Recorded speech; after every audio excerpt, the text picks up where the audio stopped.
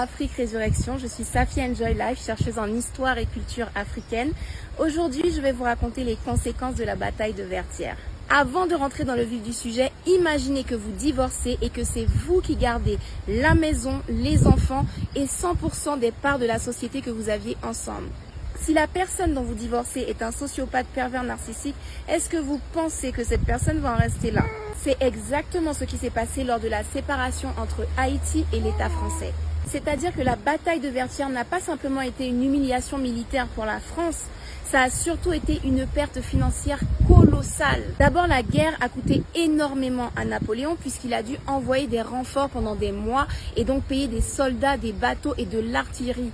Ensuite et surtout, la perte d'Haïti, ça a été la perte d'une économie très puissante puisque des ressources extrêmement précieuses étaient exportées depuis Haïti. Du coup, pour combler ce déficit, Napoléon a dû vendre la Louisiane. Et attention, on ne parle pas de l'État américain actuel. On parle d'une superficie qui concernait 15 États américains et 2 régions du Canada.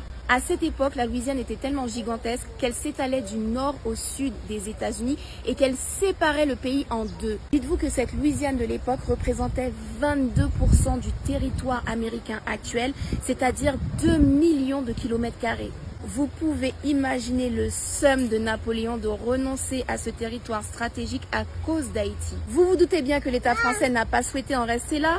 Donc 20 ans après l'indépendance d'Haïti, eh bien l'État français revient à la charge et demande une compensation pour ses pertes financières. Alors je ne sais pas ce que vous êtes en train de faire, mais accrochez-vous pour ne pas tomber. Parce que la France a réclamé l'équivalent à l'époque de 525 millions d'euros. C'est plus de 30 fois le revenu annuel de cette petite île. Bien évidemment, 20 ans après son indépendance, Haïti n'a pas les moyens de faire face à une nouvelle guerre pour sauver sa liberté. Donc elle cède à cette rançon. Pour régler cette rançon, Haïti va emprunter à des banques à des taux tellement élevés que ça va lui prendre plus de 70 ans pour rembourser ses emprunts. Forcément, ça a ruiné l'économie d'Haïti et il a été impossible pour le gouvernement d'investir dans l'éducation, l'emploi, la santé. J'espère que vous comprenez que la situation actuelle d'Haïti n'est pas due aux Haïtiens, mais à un sabotage acharné et à une persécution ininterrompue de la part de la France. Et le sabotage de la France ne s'est pas arrêté à l'économie d'Haïti. Ces 200 dernières années, l'État français n'a cessé d'organiser des coups d'État ou de fomenter des assassinats de présidents haïtiens.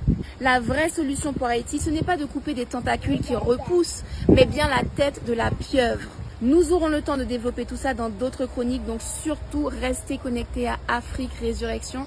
Je vous retrouve très prochainement et d'ici là, portez-vous bien.